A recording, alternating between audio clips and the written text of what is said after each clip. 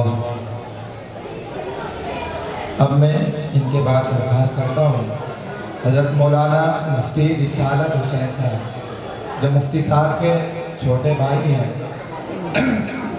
تقریباً 8-9 سال اس شہر میں رہ کر بہت نمایاں خدمات انجام دی ہیں، اب استاد حدیث ہیں جامع مسجد امروہہ۔ میں مفتی صاحب سے بھی درخواست کرتا ہوں کہ مختصر انکار سنا پیش کریں۔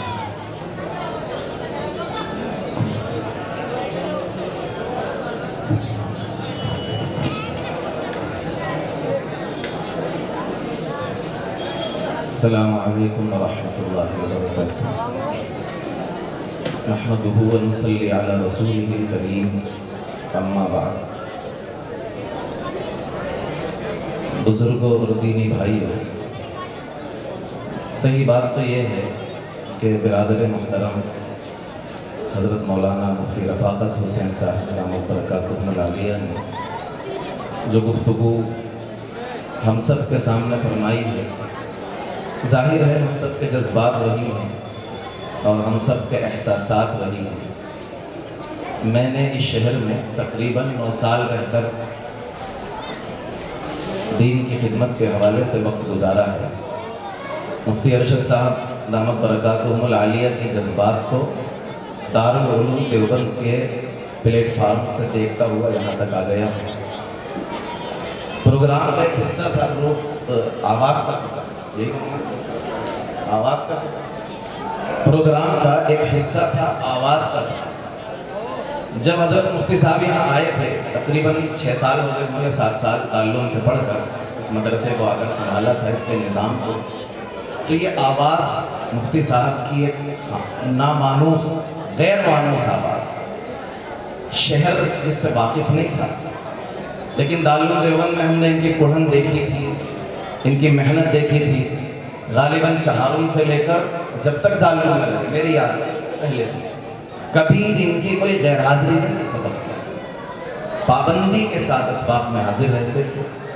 تو یہ دل کے اندر احساس رہتا تھا کہ ایک وقت اس شہر میں ایسا آئے گا، یقیناً آئے گا، کہ ان کی دل کی آواز کا سفر شہر کے علماء کے دلوں تک پہنچے گا، اور نہ صرف شہر کے علماء کے دلوں تک بلکہ اس سے دور دراز تک پہنچے گا۔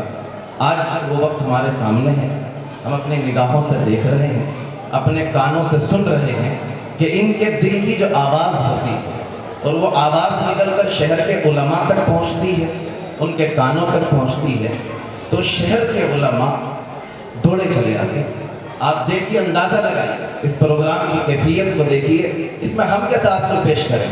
اسٹیج پر علماء کا اس تعداد میں موجود رہنا، آپ حضرات کا اتنی توجہ کے ساتھ اس پروگرام کو سماعت فرمانا، اس جگہ کا تنگ پڑ جانا، اس اسٹیج کا چھوٹا ہو جانا، یہ اس کی کامیابی کی واضح دلیل ہے۔ تو یہ ہر اعتبار سے کامیاب اور مبارکباد کے مستحق ہیں وہ تمام طلباء جنہوں نے یہ پروگرام پیش کیا ہے۔ میں پچھلی مرتبہ بھی مسابقے میں آیا تھا، تب بھی میں نے یہ شعر پڑھا تھا، پھر مجھے یاد آتا ہے کہ کبھی چھوڑی ہوئی منزل بھی یاد آتی ہے راہی کو۔ ہم یہاں سے چلے گئے، جدا ہو گئے، ہمارے لیے تو چھٹی ہوئی منزل ہے، کبھی چھوڑی ہوئی منزل بھی یاد آتی ہے راہی کو، کھٹک سی ہے جو سینے میں غم منزل نہ بن جائے، اور کبھی چھوڑی ہوئی منزل بھی یاد آتی ہے راہی کو، کھٹک سی ہے جو سینے میں غم منزل نہ بن جائے، اور عروج آدم خاکی سے انجم سے میں جاتے ہیں۔ یہ چھوٹے چھوٹے بچے جو پروگرام پیش کر رہے ہیں، ان میں عمر کے اعتبار سے جو تفاوت ہے، کچھ پروگرام تو ایسے لگے جو بڑے نمایاں نظر آ رہے ہیں کہ عمر کے اعتبار سے ان کو خوف نہ ہوا ہو اپنے چھوٹوں سے کہ چھوٹا والا کہیں آگے تو نہیں جا رہا۔ تو عروج آدم خاکی سے انجم سے ہمیں جاتے ہیں کہ یہ ٹوٹا ہوا تارا مہ کامل نہ بن جائے۔ تو اس طرح کی صورتحال تھی، ہمارے لیے فیصلہ کر پانا مشکل ہو رہا تھا کہ ہم کس طریقے سے امتیاز دے سکیں۔ بہرحال میں حضرت مفتی ارشد صاحب دامت برکاتہم العالیہ کے جذبے کو سامنے رکھتے ہوئے ان کی طرف سے، اور برادر محترم حضرت مولانا مفتی رفاقت حسین صاحب دامت برکاتہم العالیہ نے جو آخر میں بات کہی کہ ایسا محسوس ہو رہا تھا کہ یونیورسٹی ٹائپ کا پروگرام ہو، اور اس ادارے کو اب ایسی ضرورت سی محسوس ہو رہی ہو کہ دائرہ بڑا ہو، تو میں ان کے جذبات کو سامنے رکھتے ہوئے یہ کہنا چاہوں گا کہ فلک کے دامن میں چاند تارے نہیں درخشا تو کیا نجومی.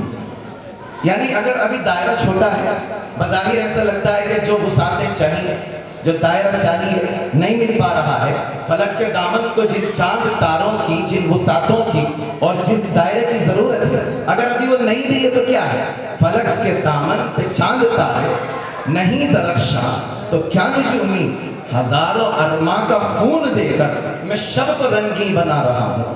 یہ مولانا ارشد صاحب، مفتی ارشد صاحب کی طرف سے میں کہہ رہا ہوں کہ انہوں نے کتنے جذبات کا خون دیا ہوگا، کتنے ارمانوں کی قربانی دی ہے، اور میں ان کو جانتا ہوں. وہ مجھ سے بات کرتے ہیں، ہمارا مستقل رابطہ رہتا ہے، ایک دوسرے سے مستقل بات چیت ہوتی رہتی ہے. ان کے دل کے کیا جذبات ہیں، وہ اپنے دل کے اپنے ذاتی ارمانوں کو کیسے مار کر اس مدرسے کو بام عروج تک لے جا رہے ہیں، وہ وہی جانتے ہیں، ان کا رب جانتا ہے. تو فلک کے دامن پہ چاند تارے نہیں درخشاں تو کیا نجومی، ہزاروں ارماں کا خون دے کر میں شب کو رنگی بنا رہا ہوں. اللہ تعالیٰ ان کے جذبات کو قبول فرمائے. حضرت محترم صاحب دامت برکاتہم العالیہ کو عمر دراز عطا فرمائے، صحت و عافیت کے ساتھ ان کے سائر کو اس ادارے پر قائم فرمائے، اس پروگرام کو قبول فرمائے، اس پروگرام میں شرکت کرنے والے ایک بچے کو قبول فرمائے. یہ دل کے جذبات تھے جو الفاظ کے ذریعے آپ تک پہنچے. اللہ تعالیٰ ہمیں بار بار اس طرح کے پروگرام سے فیضیاب ہونے کا موقع عطا فرمائے. وآخر دعوانا الحمدللہ رب العالمین. ماشاء اللہ، جزاکم اللہ. آج پتہ نہیں کس کی نظر لگ گئی، اب گلا بیٹھ گیا ہے. یہ ایک حقیقت ہے اور میں برملا اس کا اظہار کر دیتا ہوں. یہ آپ نے جو طلباء کا پروگرام سنا ہے، بچوں نے جو حفظ حدیث اور انگریزی تقریر آپ کے سامنے پیش کی ہے، اگر میں قسم کھا لوں تو حارث نہیں ہوں گا.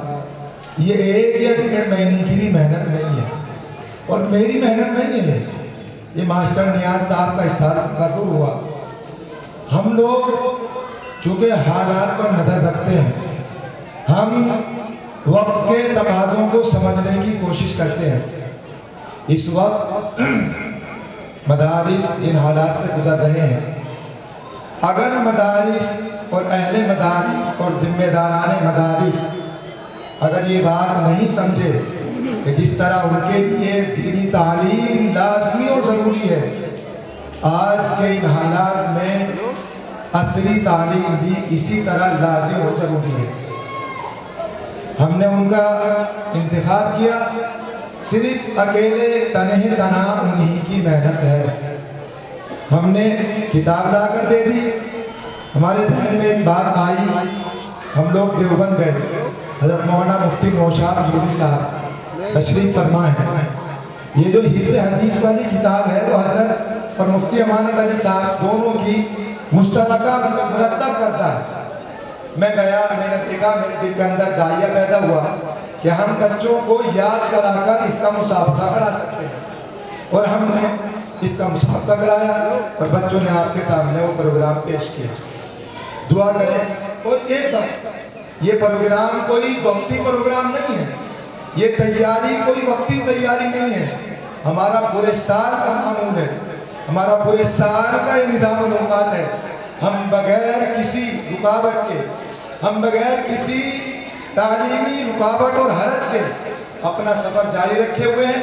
الحمدللہ اس سال 4 نئے مسابقے ہم لوگوں نے منعقد کیے.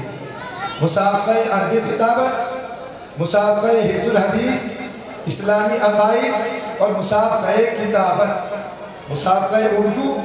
یہ 6 مسابقے ہم نے الحمدللہ اس سال منعقد کیے ہیں. آئندہ سال اس سے کچھ آگے بڑھ کر ہم لوگ درسیات اور مخصوص کتب کے متعلق انشاءاللہ کچھ نہ کچھ پیش کرنے کی کوشش کریں گے. اب میں درخواست کرتا ہوں اپنے عزیز حضرت مولانا مفتی عین الحق صاحب، میں نے دعوت نامہ بھیجا اور بخدا مجھے نہیں پتا تھا کہ آپ آ جائیں گے. میں نے جس طرح سب کو بھیجا آپ کو بھی دعوت نامہ بھیجا اور آپ نے کل اطلاع دی کہ میں پہلے پروگرام میں شرکت نہیں کر سکا تھا اور مجھ سے رہا نہ گیا اور میں سفر کر کے پروگرام میں شرکت کے لیے آیا ہوں. میں درخواست کرتا ہوں حضرت مولانا مفتی عین الحق امیری صاحب جو اس مدرسے کے سابق طالب علم بھی رہے، اس مدرسے کے مدرس بھی رہے، اور کتنا والہانہ ان کا تعلق ہم سے، والد محترم سے، اس ادارے سے، وہ آپ کے سامنے اپنے الفاظ میں بیان کریں گے۔ میں مفتی صاحب کو دعوت دیتا ہوں کہ آپ بھی اپنے تاثرات پیش فرمائیں۔